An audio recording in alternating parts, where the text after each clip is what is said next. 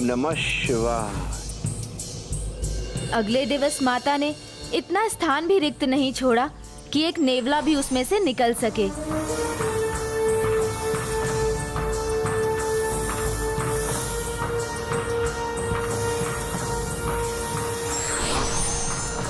ओम नमः शिवाय।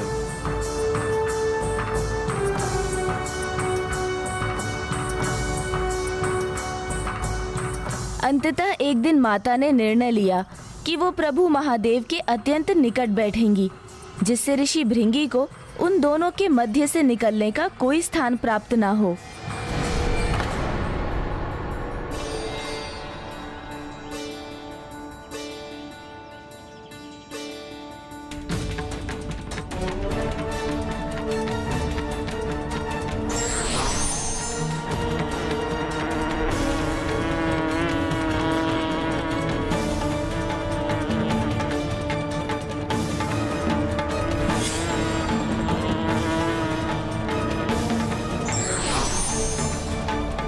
प्रभु भक्ति का ये अर्थ नहीं कि भक्त उनके अर्ध भाग को ही स्वीकार करे। ओम नमः शिवाय। ओम नमः शिवाय।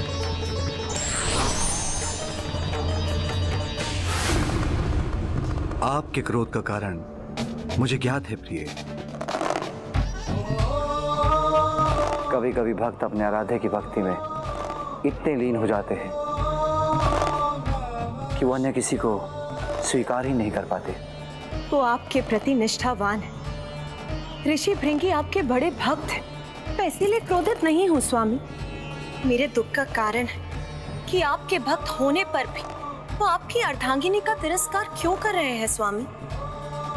क्योंकि यदि आप पिता हैं तो मैं माता हूँ, आप शिव हैं तो मैं आपकी शक्ति हूँ। फिर आपके भक्त का ये कैसा हट है? प्रिय, ऋषि भृंगी सत्य को भूल रहे हैं कि आपके बिना मैं अपूर्ण हूं, इसलिए वो मेरे अर्ध रूप की ही भक्ति कर रहे हैं। किंतु अब समय आ गया है कि इस भक्त को ज्ञात हो जाए कि मेरे प्रति उसकी भक्ति अधूरी ही है। प्रिय, जग को सीख देने के लिए हमें एक ऐसा मार्ग अपनाना होगा जहां हम दो न होकर एक हों। ऐसा तालमेल का उदाहरण प्रस्तुत करें जिससे उच्च स्तर के जीवन के लिए समझौता करना सीख सके। पिताश्री और माँ दोनों एक समझौते के अनुसार कार्य करने के लिए तैयार थे। कैसा समझौता गणेश? ऐसा समझौता जिसके अनुसार वो दोनों ऋषि भृंगी के साथ साथ संपूर्ण जगत को एक अत्यंत महत्वपूर्ण सीख देने वाले थे।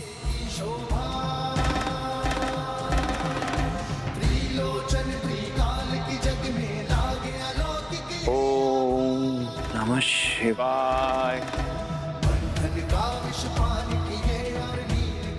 ओम नमः शिवाय। प्रभु,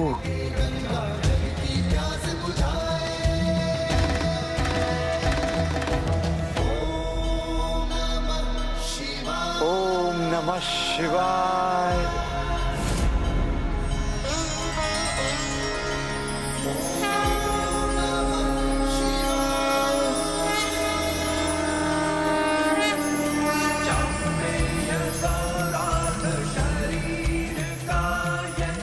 माँ और पिताश्री ने अपने अर्ध तनों का त्याग किया और संसार को प्रथम बार अपने अर्ध नारीश्वर स्वरूप का दर्शन दिया। ओम नमः शिवाय।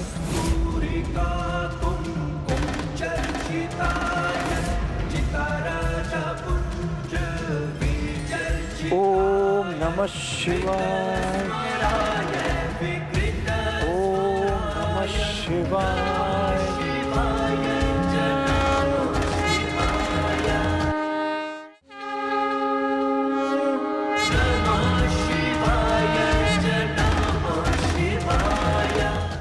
कितना अपूर्व दिव्य दृश्य रहा होगा ना गणेश।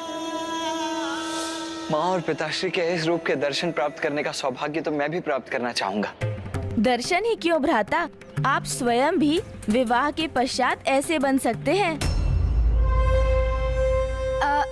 मेरा अर्थ है, यदि आप जीवन साझा करें तो किसी के साथ रहना वो तो अच्छा होता है ना। हम भले ही कितने ही सामर्थ्यवान क्यों ना हो, किंतु कभी कभी किसी और का हमारे जीवन में होना हमें और भी आगे जाने के लिए उत्साहित करता है, हमें निखार कर हमारे श्रेष्ठतम स्वरूप को बाहर लाता है। जैसे माँ और पिताश्री का ये महान महिमामयी अर्धनारीश्वर स्वरूप।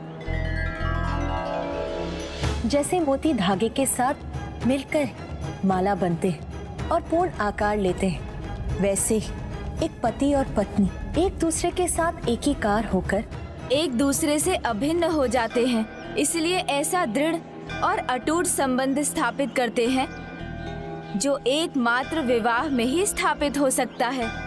फिर तो श्री अर्धनारीश्वर के रूप के दर्शन पाकर ऋषि भृंगी भी समझ गए होंगे कि पति पत्नी एक दूसरे से विलग होकर भी एक दूसरे के भाग होते। नहीं भ्राता, ऋषि भृंगी तो अभी भी ये समझने में असमर्थ थे, क्योंकि उनका अर्थ ज्ञान और उनका हट अभी भी उन पर हावी था। प्रभु और माता के दिव्य अर्धनारीश्वर स्वरूप के दर्शन पाकर भी ऋषि भृंगी ने माता को देखकर भी अनदेखा ही किया और मात्र पिताश्री की प्रदक्षिणा करने के लिए एक मूषक का रूप धारण कर वो उन दोनों के मध्य कुतर कर मार्ग बनाने वाले थे। शिवाय।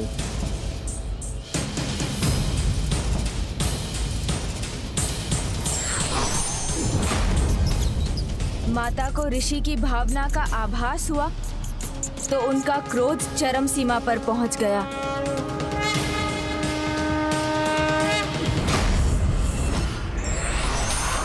रुकिए।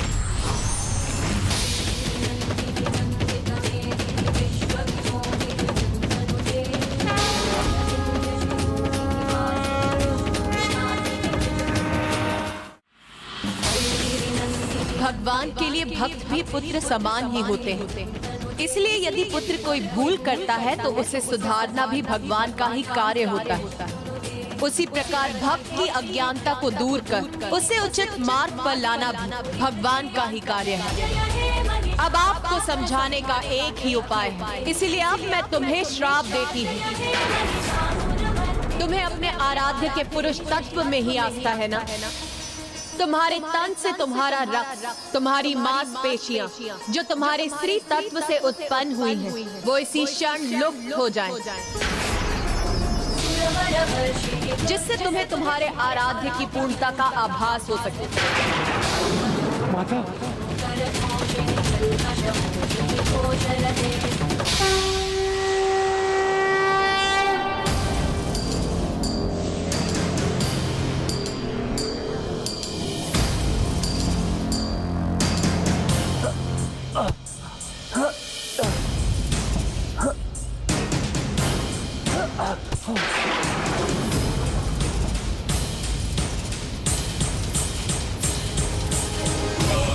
सर्वभूतेषु शक्तिरूपेण संस्तुतं। नमस्तस्यै नमस्तस्यै नमस्तस्यै नमो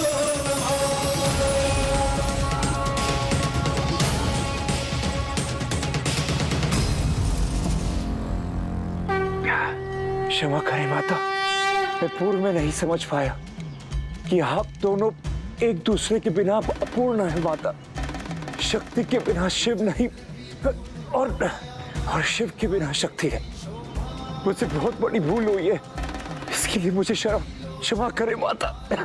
हम ही नहीं, इस सृष्टि के सभी के भीतर पुरुष और स्त्री तत्व दोनों एक दूसरे के पूरक हैं।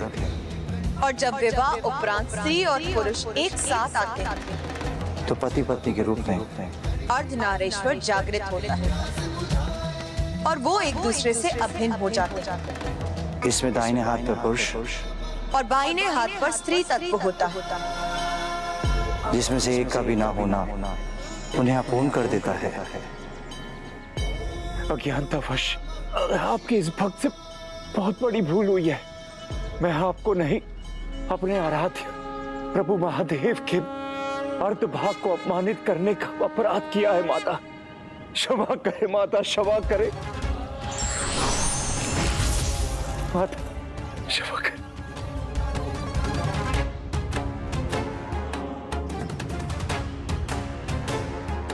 तुमने ये सत्य समझने में बहुत विलंब कर दिया, इसीलिए अब मैं चाहकर अपने श्राप को नहीं लौटा सकता।